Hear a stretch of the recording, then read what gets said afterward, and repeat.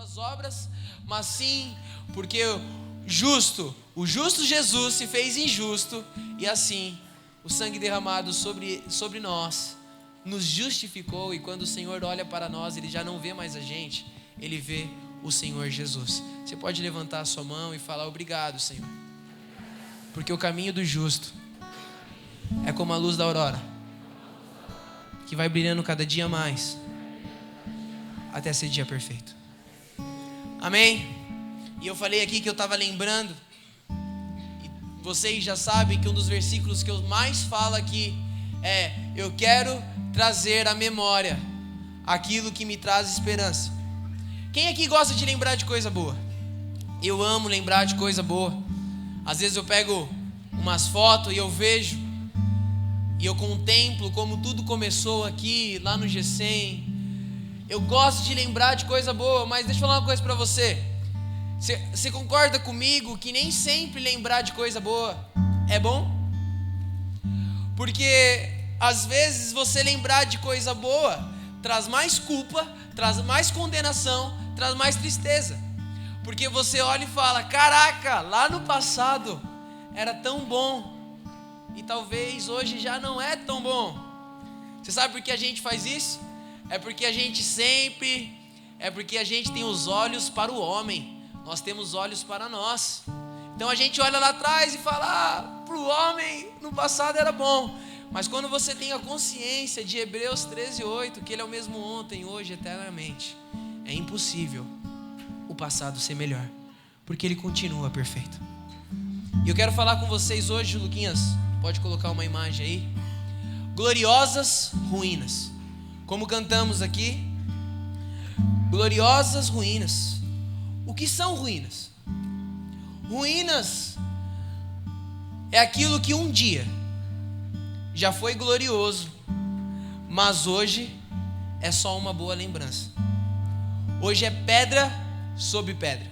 Você pode repetir? Ruínas é aquilo que um dia já foi glorioso, mas hoje é pedra sobre pedra. Talvez a sua paixão por Jesus Cristo é ruínas. Um dia já foi glorioso, mas sabe, meus irmãos, essa imagem está meio escura, mas é triste você ver um lugar que um dia já foi glorioso. Se você sair daqui, aqui na rua aqui, virar à direita e no final, você vai ver uma casa grande, que tinha tudo para ser bonita, mas ela foi abandonada, ela não foi completada, e hoje ela é apenas ruínas. E ruínas traz vergonhas. Mas espera aí, se ruínas é aquilo que um dia já foi glorioso, você vai falar assim: então eu não tenho ruínas, porque na minha família nunca foi glorioso. A minha família está destruída, mas não é que um dia foi algo glorioso, não. A minha família sempre foi destruída, porque as famílias estão destruídas. O meu casamento, para os que são casados aqui, não está em ruínas então. Por quê? Porque meu casamento nunca foi glorioso. Sabe, meus irmãos, você sabia que o casamento que está acontecendo aqui hoje, está acontecendo hoje, em algum lugar do mundo, em 5 anos, 25% deles vão se separar. Em 5 anos. Em 10 anos, 50% dos casamentos que estão acontecendo hoje vão acabar em divórcio. A estatística do Brasil hoje é que 68% dos casamentos estão sendo divorciados. O Guilherme não é chato quando fala de namoro, mas presta atenção. Olha para a pessoa que está à sua direita. Olha aí, você sabe que é direita e esquerda, ou você tem dificuldade que nem eu? Olha para a pessoa que está à sua esquerda. De vocês 3, eu quero falar uma coisa para você. Desses 3, se fosse 2, era 66,6. Mas são 68% do divórcio. Então dos 3, dois vão se separar, e um pedacinho do outro também. Porque casamento é coisa séria. Mas talvez você fale, então o casamento do meu pai não está em ruínas. Ele nunca foi bom. A minha santidade não está em ruínas. Eu nunca tive santidade. Sabe? Agora, quer saber? A minha pornografia não é ruínas. Porque eu nunca deixei de ver pornografia. Outro dado para você interessante é que 70% dos homens que estão dentro do prédio da igreja, eles veem pornografia. 45% dos líderes das igrejas são viciados em pornografia. 40% dos divórcios acontecem por causa de pornografia. E as mulheres brasileiras são as mulheres que mais consomem pornografia no mundo inteiro. Tá bom, líder? Mulher, pornografia não é coisa de homem.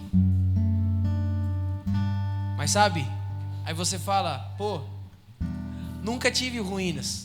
Minha casa foi ruína, foi pedra sobre pedra a vida inteira. Não foi porque a minha vida financeira não está em ruínas não, Guilherme. Ela nunca foi boa.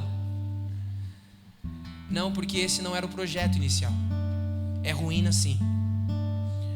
Porque como nós vimos há 2 semanas atrás, o Caio pregando, o Senhor quando criou o homem falou, para você ser a minha semelhança. Esse era o projeto inicial de Deus. Era para você dominar a terra, não ser dominado. Era para você dominar suas emoções, não ser dominado. Então talvez alguma área da sua vida esteja hoje em ruínas. Algo que um dia foi glorioso. Talvez o seu relacionamento com Deus está em ruínas. A sua casa está em ruínas. A sua célula está em ruínas. Algo que um dia foi glorioso. Mas hoje você só encontra, Mateus, pedra sobre pedra. É um pouquinho disso que eu quero conversar com vocês hoje. A palavra de Deus fala que o profeta Jeremias ficou, e eu preciso correr hoje porque eu tomei bronca do meu irmão ontem, porque eu falei muito semana passada. O profeta Jeremias ficou 30 anos, Rodrigo. 30 anos, você pode repetir? 30 anos. 5 anos mais velho, mais do que eu. Ficou 30 anos falando para o povo de Jerusalém: arrepende-se do seu pecado, arrepende-se do seu pecado. Calma pessoal, hoje não vai ser como semana passada. Eu não vou começar aqui. Mas ficou 30 anos falando: arrepende-se, arrepende-se, porque se você não se arrepender, os povos inimigos virão sobre Jerusalém e destruirão totalmente Jerusalém. Não foi 1 dia, 2 dias, esse era o chamado de Jeremias. Deus falou para ele: eu estou te chamando para falar, e ninguém vai te ouvir, mas você vai falar do mesmo jeito. 30 anos, Lucas, os profetas. Quem aqui tem profeta? Porque se você não tem profeta, você já é ruína. Mas se você tem profeta, ouça o seu profeta. 30 anos Jeremias falou: você está brincando. Se você brincar com o reino de Deus, os inimigos virão e destruirão Israel. Não deu outra, pessoal. Aquele povo não se arrependeu, aquele povo não mudou de atitude, aquele povo vivia como nos dias de Ló, mergulhado no pecado. E aquele povo é destruído. Nabucodonosor, ele invade, o rei da Babilônia invade Israel e destrói tudo. Destrói templo, destrói muro, destrói casas. Não sobrou ninguém em Jerusalém. Levados cativos, um deles é Daniel. E Daniel lá na Babilônia, ele tem uma visão que aquele povo ficaria cativo durante 70 anos. Não sobrou. A palavra de Deus faz questão de deixar, Buiú, que não sobrou uma pessoa em Israel. Israel virou ruína. Não sobrou nada, só pedra sobre pedra. Então Daniel tem a visão de 70 anos. Passados 70 anos, rei Ciro, rei da Pérsia, ele faz um decreto e ele fala assim: não vai dar para a gente ficar abrindo a Bíblia, tá? Nós vamos ler, se você já até quiser abrir a sua Bíblia em Esdras capítulo 4, você pode abrir. Mas alguns textos aqui eu só vou falar e você anota, depois você lê lá na sua casa. Melhor que isso, você precisa ler Esdras, Neemias, Ageu e Zacarias. Para você entender realmente aquilo que eu vou falar, você precisa ler Esdras, Ageu, Neemias e Zacarias.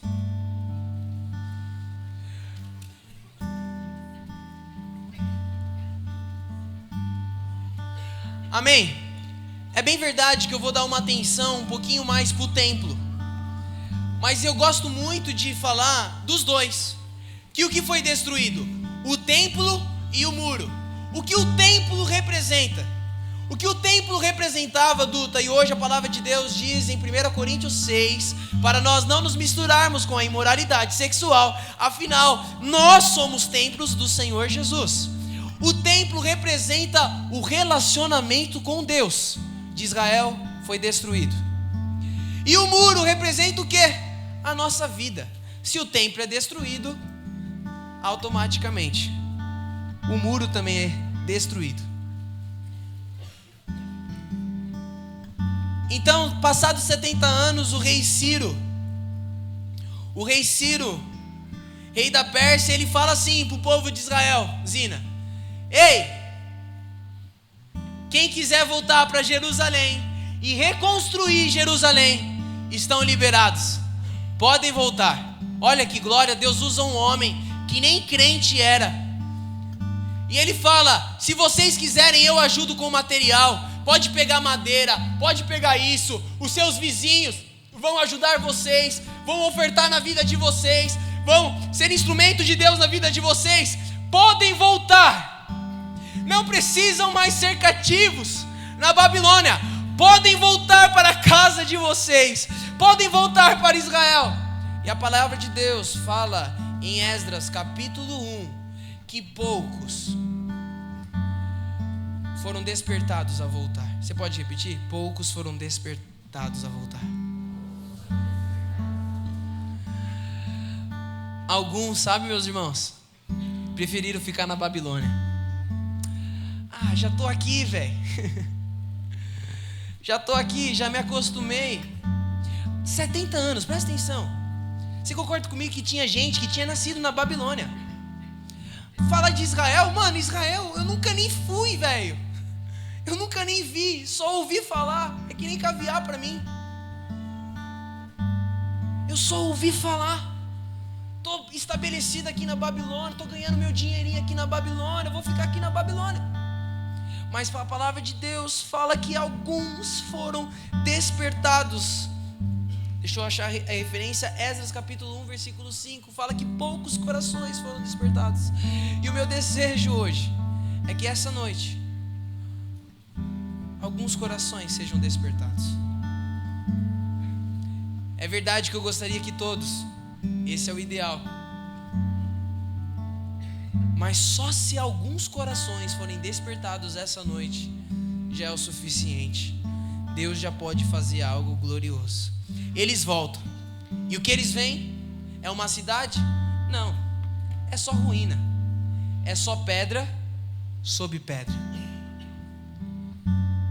Nós podemos falar aqui de duas gerações. Eu creio que teve pessoa que saiu de Israel cativo, bebezinho, e voltou velho. E creio que tem gente que chegou lá, né, Carol? E nunca tinha visto Israel, imagina. O cara cresceu ouvindo do pai dele assim: nossa, Israel é glorioso. Israel era a nossa glória. Israel era maravilhoso. Aí o cara chega e fala: isso daqui é Israel? Aí o velho falava: ah, meu filho, você não tem noção o que era Israel, como era bom. Os muros eram lindos, o templo era maravilhoso, ele era de ouro, ouro que representa na palavra de Deus a glória de Deus. Mas Icabode, foi-se a glória de Deus, agora é só pedra sobre pedra. Eu gostaria que você imaginasse isso, porque talvez exista alguma área da sua vida, individual ou coletiva, ou a sua casa, ou a sua rua, o seu bairro, a sua célula, a sua supervisão, você, que hoje é pedra sobre pedra. Um amigo que você conhece, o casamento do seu pai e da sua mãe, o seu irmão, eu não sei, pensa aí, Deus vai falar para você algo que é ruína na sua vida. E a palavra fala de um homem chamado Neemias. Tudo bem que aqui não está falando da reconstrução do templo, mas está falando da reconstrução do muro. Quem é Neemias? Neemias é um copeiro do rei, Duda. O que é um copeiro do rei? É aquele cara que come a comida antes do rei para ver se a comida está envenenada. Só que Neemias não trabalha lá em Jerusalém, ele está em outra cidade. Ele é um israelita, mas ele nem nasceu. Ele é filho de pai e mãe israelita, mas ele nem nasceu em Israel. Mas quando ele fica sabendo que as portas de Israel estão queimadas e que a cidade está assolada, ele se ajoelha, Mateus. A palavra de Deus fala que ele se ajoelha, chora e ora e fala assim: Senhor, perdoa-nos, porque pecamos. Pecamos. Um cara que não tem nada a ver com o assunto, um cara que nunca visitou Israel, um cara que nunca nem pisou em Israel. Ele olha a situação de Israel e fala: pecamos. Porque ele entende algo que nós precisamos entender, a unidade do corpo de Cristo. Que se o meu irmão peca, eu pequei. Se o meu irmão cai, eu caí. Se o meu irmão vence, eu venci. E ele se ajoelha e fala: pecamos. Você pode falar assim: que homem. Sabe mulher, não sei o que você fala, que homem. Neemias é um que homem. Sabe por quê? Porque isso é ser homem. Ser homem não é ter dinheiro. Ser homem não é ser fortão.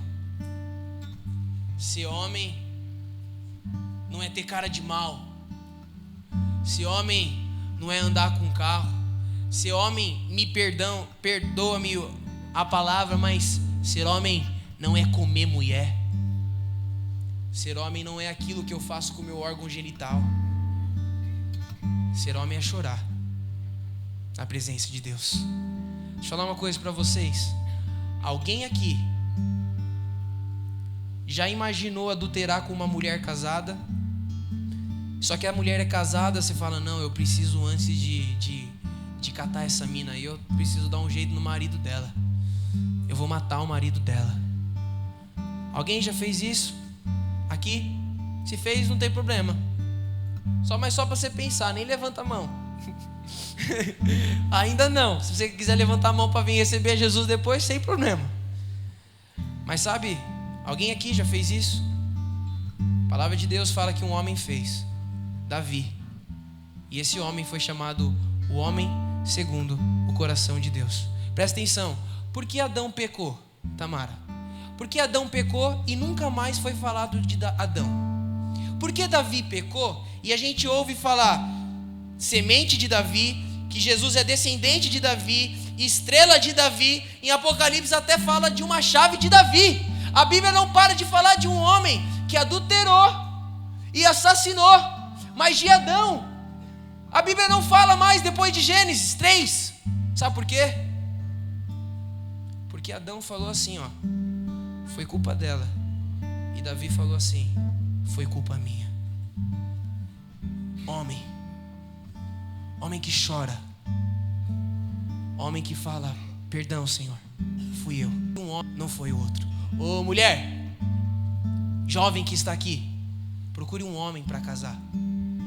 Um homem que chora na presença de Deus. Um homem que não põe a culpa dos seus problemas no seu pai, na sua mãe, no seu líder, no seu auxiliar, no membro da sua célula. Sabe por quê? Porque daqui a pouco o problema dele vai ser você. E você também, mulher? Porque Eva também colocou a culpa na serpente. Essa é a diferença de Davi e Adão. Adão falou: foi ela. Davi falou: fui eu, que nem Neemias. Perdoa-me, Senhor Jesus.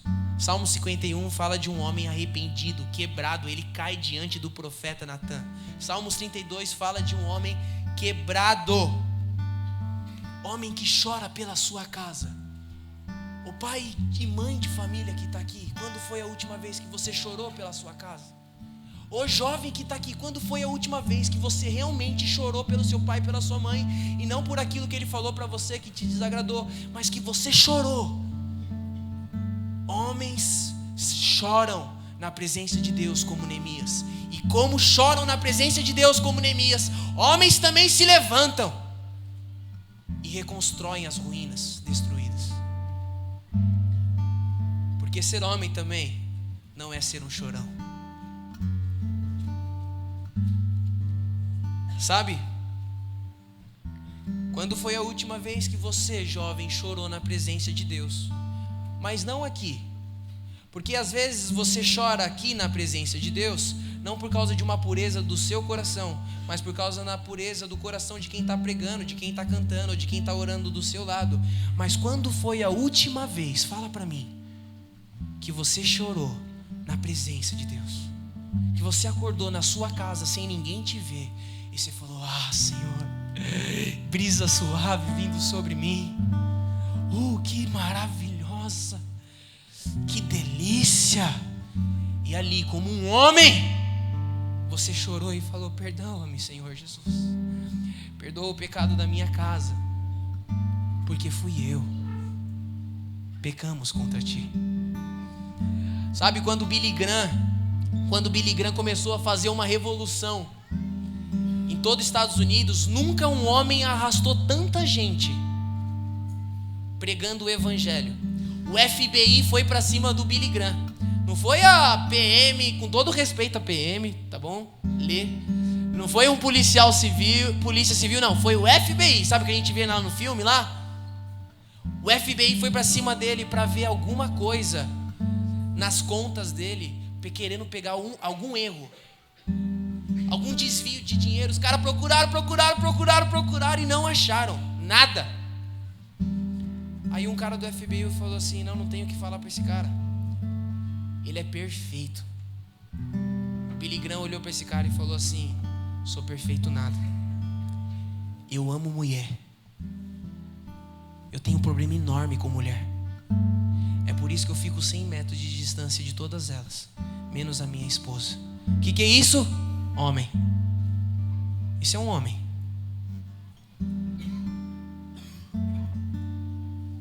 Nós precisamos de homens. Está faltando homens dentro da igreja que choram pelos seus pecados, pelos pecados dos seus filhos, pelos pecados das suas esposas, pelos pecados da sua cela. Está faltando líderes que choram.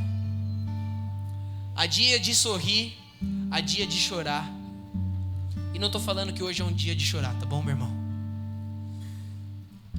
Aquele homem volta para Neemias 2, para mim é o ápice de Neemias. Tem gente que gosta do 4, tem gente que gosta quando termina, mas eu gosto de Neemias 2, quando Neemias volta e vê tudo destruído. E a palavra de Deus fala que durante a noite, enquanto estava todo mundo dormindo, Neemias pega a sua mula e sai andando por Israel para ver todas as ruínas. Você já percebeu como a gente gosta de fugir de ruína? A gente gosta, quando vê uma coisa feia, a gente não gosta de olhar. Eu operei o joelho. Toda vez que eu vejo um cara fazendo um movimento e o joelho dele indo para trás, eu lembro de mim e eu falo, porque a gente não gosta de ver ruínas. Mas um grande líder, um homem, ele olha as ruínas, ele enfrenta elas de frente. Estava todo mundo dormindo, mas um líder de verdade está acordado durante a noite, falando, deixa eu ver onde tem ruínas, porque o Senhor me chamou. E o texto fala, é muito louco, Neemias 2, quando o texto fala assim, Neemias ainda não tinha compartilhado com ninguém o que ele ia fazer, mas no seu coração, Deus já tinha colocado um propósito no coração dele. Ele já estava andando com a sua mula e falando, aqui eu vou ter que reconstruir, eu vou ter aqui. E aí ele volta e fala, vamos reconstruir. Mas esses homens, eles querem reconstruir. Quem aqui quer reconstruir, levanta a mão. Quem aqui quer ser usado para reconstruir ruínas? Mas esses homens, tantos esses do muro, Dani, como os do templo, encontram dificuldades. E eu já estou acabando. E hoje é verdade. A palavra de Deus fala aqui em Neemias 4, fala que é muito pó. Você pode fechar seus olhos e falar assim: o problema é que tem muito pó. O homem veio do pó. O pó... Não, agora não. Perdão, vocês me perdoem. É que quando a gente está com o olho fechado tem que falar amém, né? Amém. O homem veio do pó. A palavra de Deus fala em Gênesis 1 que o Senhor criou o homem do pó. Pó representa alma, emoção, sentimento que não é governado por Deus. E esse é o maior inimigo de uma ruína ser reconstruída. Deixa eu falar uma coisa para você: não é o seu pai pingaiado. Deixa eu falar uma coisa para você: não é seu pai que te abusou. Não é a sua mãe que fala sem parar. Não é o seu filho que não te obedece. Não é o seu marido que é um banana. E nem a sua mulher que é uma cobra. O maior inimigo que impede a reconstrução das ruínas é que dentro de nós há muito pó. É muita alma e pouco espírito. Essa é a primeira dificuldade. Neemias chega e fala: eu vi que tinha muito entulho, muito pó.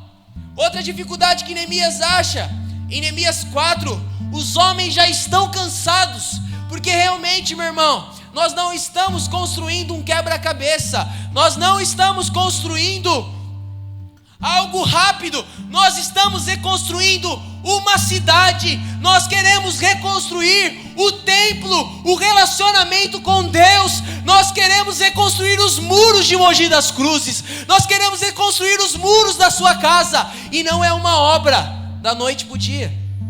Em Neemias 4, um dos líderes fala para Neemias: Neemias, os homens já estão cansados. E não tem problema você se cansar, eu também me canso. O problema é o que a gente faz diante do cansaço. É muito pó, Samira. E limpar todo o pó cansa. Essa é a segunda dificuldade que Neemias acha. Eu estou falando aqui e depois vocês vão olhar lá na palavra de Deus.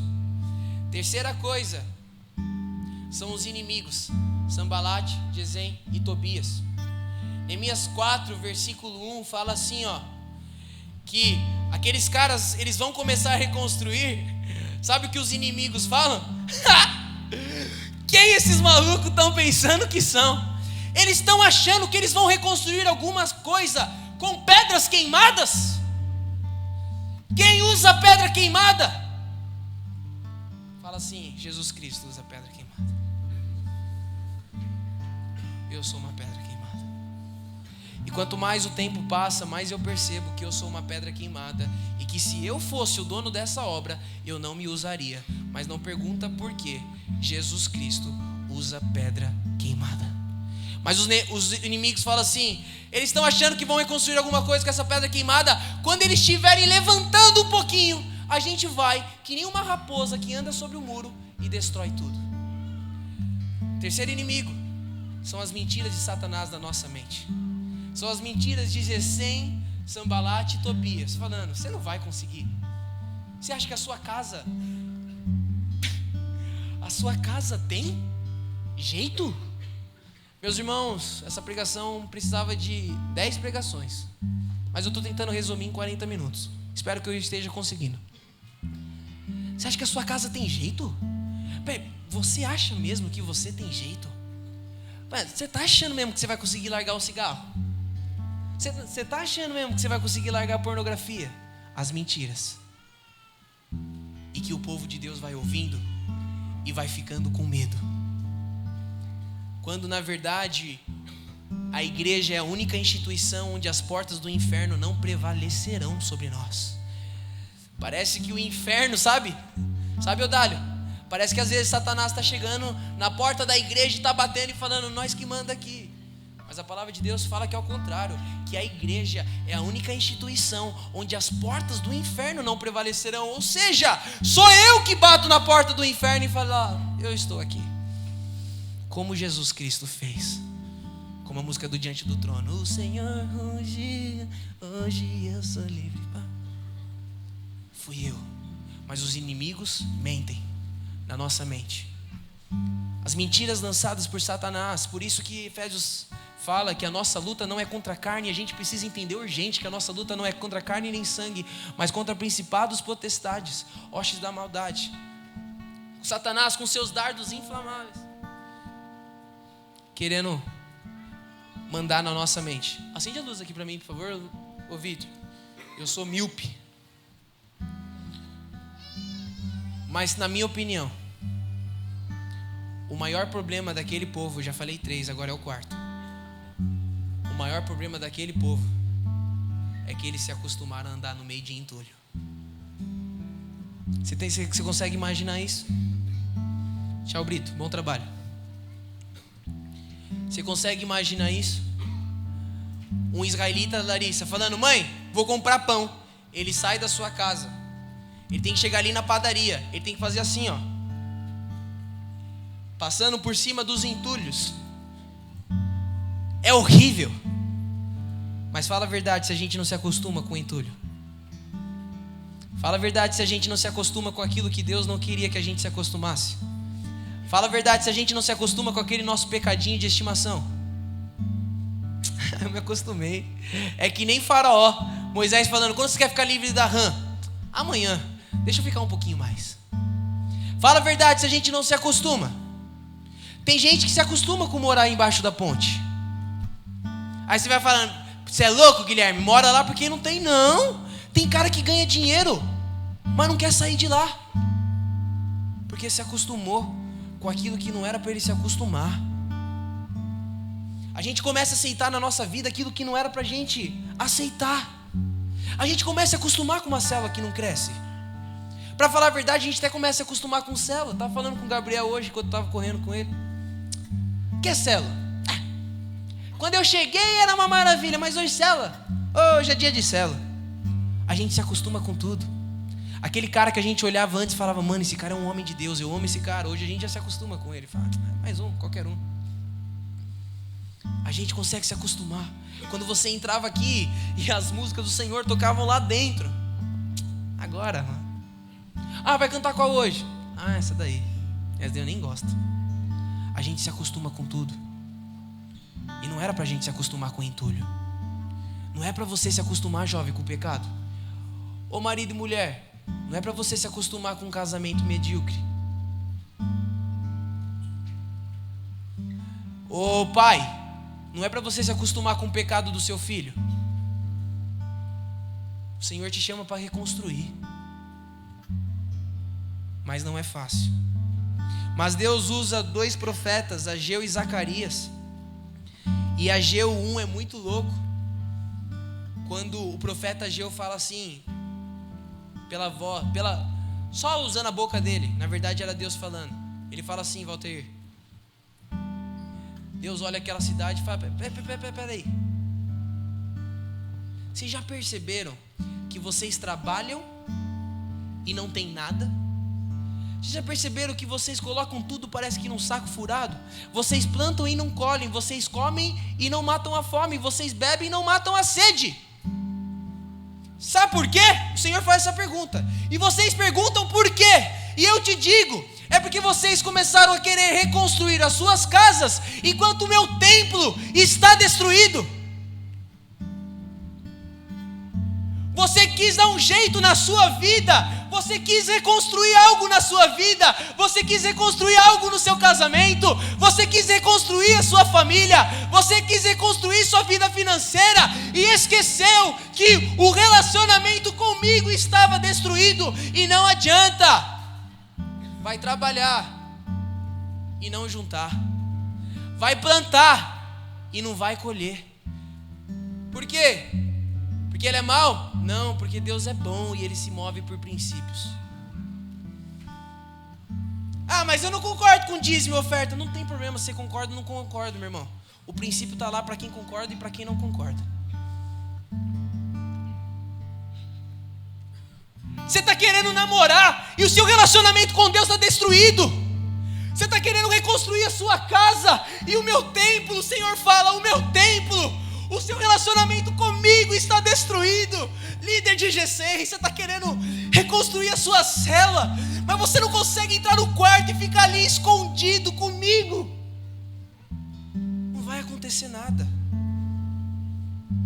porque tudo começa na reconstrução do templo. Por isso que a reconstrução do templo foi primeiro e depois a do muro, porque não dá para reconstruir nada de ruína se o templo não for reconstruído. Deus usa Zacarias e Ageu, e aqueles homens começaram a reconstruir. Luquinha, você pode colocar para mim aí? Ministros podem vir aqui, pode vir, Vinícius. Por essa você não esperava, hein, mano? Moleque. Sobe aqui, Caio, urgente, o da bateria principalmente. Eu preciso usar o da bateria. Mas eu não acabei a ministração ainda não, hein? Só pedi para subir. Mas vem cá, Caio, rapidinho. Eu quero ler com vocês quando eles começam a reconstruir. E eu acho isso daqui, ó, enquanto eles estão vindo, eu quero aqui falar para vocês. Isso aqui, para eu reconstruir não é as muralhas, são as ruínas. Mas tudo bem. Vamos fingir que tá as ruínas aí. Para eu construir as ruínas, está tudo aqui, ó. O que não tem o título é Neemias. Então, capítulo 9, 6, 1, 4, aí depois Zacarias, Neemias 3.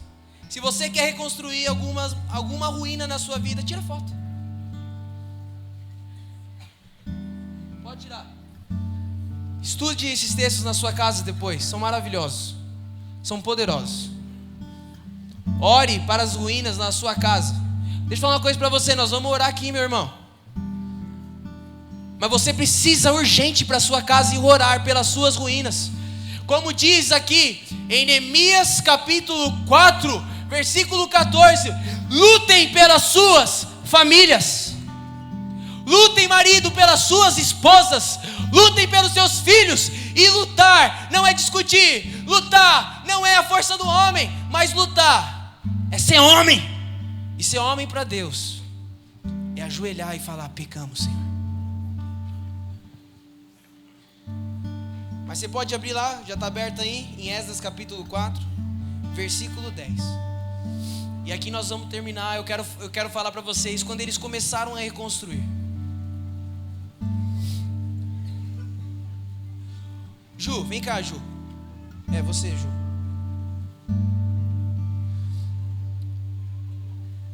Quando os construtores lançaram os alicerces do templo do Senhor, os sacerdotes com suas vestes e suas trombetas, e os levitas, filhos de Asaf, com símbolos, tomaram seus lugares para louvar o Senhor, conforme prescrito por Davi, rei de Israel, com louvor e ações de graça.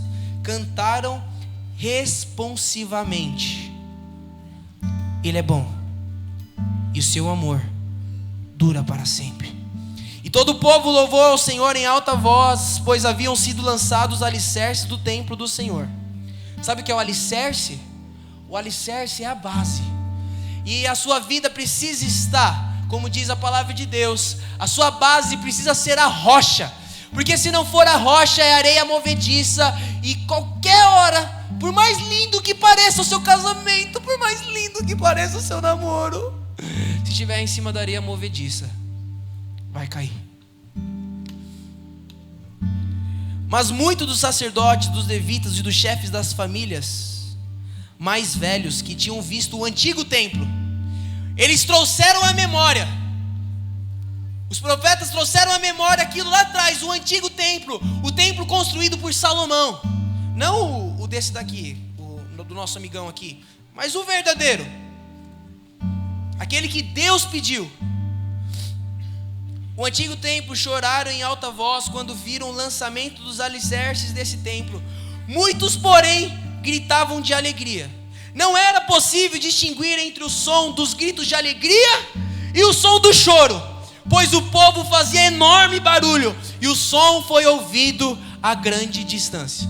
Eu fiz isso na minha cela, é muito babaca, mas eu quero que vocês entendam o que aconteceu lá em Israel. Amém? Ju, pode subir aqui. Caio, a palavra de Deus fala que eles lançaram os alicerces e eles começaram. Eu fico imaginando, sabe? Que nem aqueles desenhos quando vai ter alguma coisa, sabe?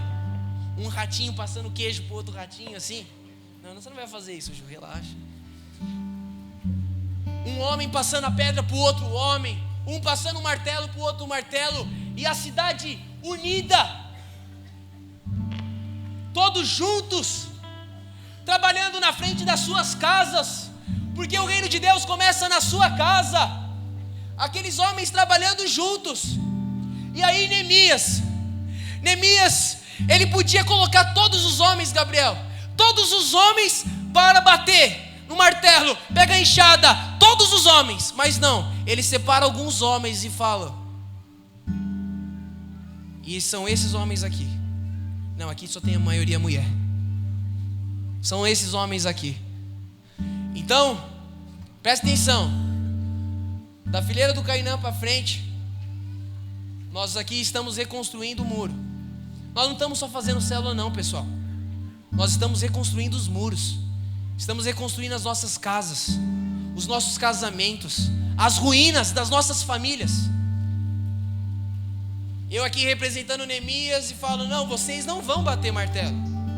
Do Cainã para frente, vocês têm uma missão. Enquanto a gente trabalha, vocês vão ficar falando que o Senhor é bom e o seu amor dura para sempre. Amém? Homens e mulheres aqui, tá? Vamos lá? O Senhor é bom e seu amor dura para sempre. Amém? 1, 2, 3 e... O Senhor é bom e o seu amor dura para... Vamos que nem homem, vamos que nem mulher, rapaziada. Jovens, sois fortes, pois já venceste o maligno. Vamos lá, 1, 2, 3 e... Continua. Beleza. Continua, não é para parar não, pode continuar. E o barulho do martelo na obra. Vai, Caio. Vai, mano. Qualquer coisa. Isso é um martelo? Não, então um bumbo, que nem homem, vai. Vai. Não sei o que barulho esse tem na obra, mas imagina alguma coisa. E vocês cantam, canta mais alto. Porque a palavra de Deus fala que as cidades inimigas ouviam. Os nossos inimigos precisam ouvir que o Senhor é bom e o seu amor dura para sempre. Beleza. Queria que os velhos se levantassem. Os casados, vai. Aê. Palavra de Deus. O Vinícius pediu para eu falar perdão. Perdão, pessoal. Eu amo vocês, tá? Palavra de Deus fala que aqueles homens, os velhos, lembravam do antigo templo e eles choravam. Então, você pode erguer a sua voz e começar a chorar? Não, os jovens não fazem nada, não pedi para vocês fazerem nada. Chora. É isso. E enquanto isso, os jovens viam o templo sendo reconstruído. Eles gargalhavam de alegria. Você pode gargalhar de alegria? Isso é uma bagunça santa. Amém? Agora parou, pode sentar, obrigado. Por que eu estou falando isso? Porque o reino de Deus é isso. Presta atenção. Agora presta atenção. Para aqui. Rapaziada, imagina o que o meu G100 passa. Olha aqui para mim. A gente só vai reconstruir alguma coisa quando a gente entender que a nossa obra não é nossa, que a obra é do Senhor. E sabe o que é o mais maravilhoso de tudo isso? É porque na obra vai ter dias que alguns estão chorando e outros estão sorrindo. E isso é o reino de Deus. O reino de Deus é chorar com aqueles que choram e se alegrar com aqueles que se alegram. Sabe, acabando o jejum, eu não sei se a Ju lembra. A Ju chegou no meu G100 ano passado, né, Ju? No meu G100, hoje ela é uma líder. Não, foi passado. Não foi. Dezembro de 2017. Hoje ela é uma líder de G100. E aí esses dias a gente conversando sobre como foi os 40 dias do jejum. quando Deus me deu aquele livro para fazer o jejum, eu falei: Senhor, algo sobrenatural vai acontecer nas minhas celas, nas minhas supervisões. E algo sobrenatural mesmo apareceu. Mas não apareceu do jeito que eu queria. Acabando o jejum, a Ju falou assim, ó, desse jeito dela aí, só dá risada: nossa, como foi maravilhoso. Eu tenho vivido dias fantásticos. E eu saí desses 40 dias de jejum, meu irmão, cambaleando, cheio de problema para resolver. E ainda quando eu ia sair da minha casa para resolver, eu peguei uma H1N1. E eu fiquei totalmente... E eu conversando com ela, e ela feliz da vida, e eu estava abatido. São muitas situações, são muitos problemas, mas homem foi feito para resolver problema. Você pode repetir? Homem foi feito para resolver problema. Isso é o reino de Deus. O reino de Deus é isso, velho. O reino de Deus é eu falar pra Ju: caraca, Ju, você não tem noção como foram dias difíceis. E a Ju falar: nossa, mas os meus têm sido maravilhosos. E eu não falar assim: pô, você não se importa comigo. Mas não, eu me alegrar com a bênção do outro. E a Ju se entristecer com o meu sofrimento. Quando a gente entender isso, quando a gente viver realmente a unidade do corpo de Cristo, não a unidade de Babel, de Gênesis 11, onde o homem constrói para si, e toda vez que o homem constrói para si, o Senhor enviará um espírito para acontecer divisão. Você sabia que nem toda divisão é o capeta? Às vezes Deus que provoca divisão dentro de um prédio, dentro de uma supervisão, dentro de uma célula, dentro de uma casa. Sabe por quê? Porque Ele viu alguém ali construindo uma torre para si. Então toda vez que o homem constrói para si, o Senhor vem e provoca divisão, a comunicação muda, cada um fala uma língua, que nem na Torre de Babel. Ao contrário, quando é o homem construindo para Deus, acontece o que aconteceu em Atos 2, homens de todos os países começam a falar a mesma língua, e eles começam a construir para Deus. Quantos homens, quantas pessoas tentaram construir, parecia até bonito, ele até fazia G100, mas ele estava reconstruindo para si. E o Senhor, Ele é insistente. Toda vez que alguém construir para si, eu vou colocar divisão. Mas isso daqui é o reino de Deus. Quando a Ju falou que estava feliz, eu falei: que sensacional! É isso daqui o reino de Deus. O irmão vai chegar triste, o outro vai chegar alegre, e eu vai me alegrar e vai se entristecer. Mas uma coisa é que o Senhor é bom e seu amor dura para sempre.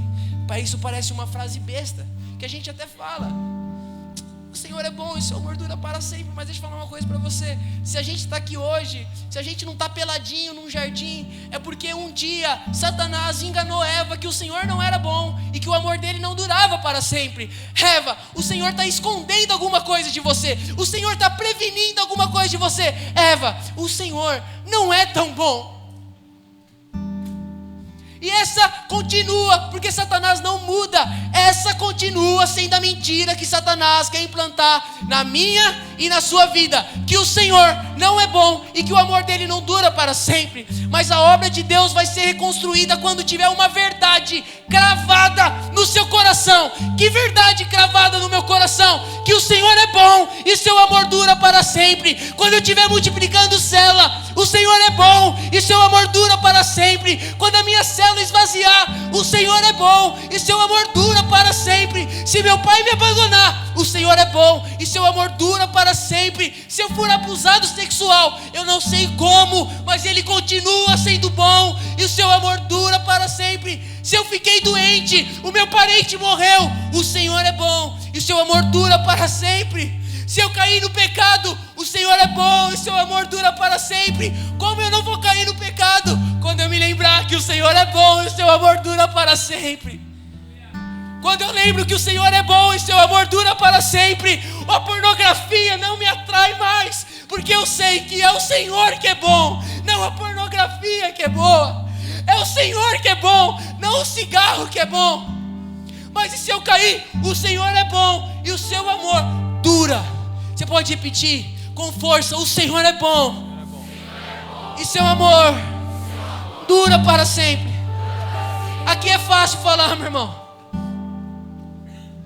Fala lá quando o bicho estiver pegando na sua casa. Fala quando você recebeu um não sobre proposta de emprego. Fala quando alguém te machucar. Fala quando alguém te trair, quando alguém te abandonar. Líder, fala isso quando o seu filho espiritual te largar. O Senhor é bom e seu amor dura para todos sempre. Essa tem que ser a nossa canção. E assim as ruínas poderão serem erguidas, porque o Senhor é bom e o seu amor dura para sempre. Amém, meus irmãos? Amém, Ju? Pode descer, obrigado.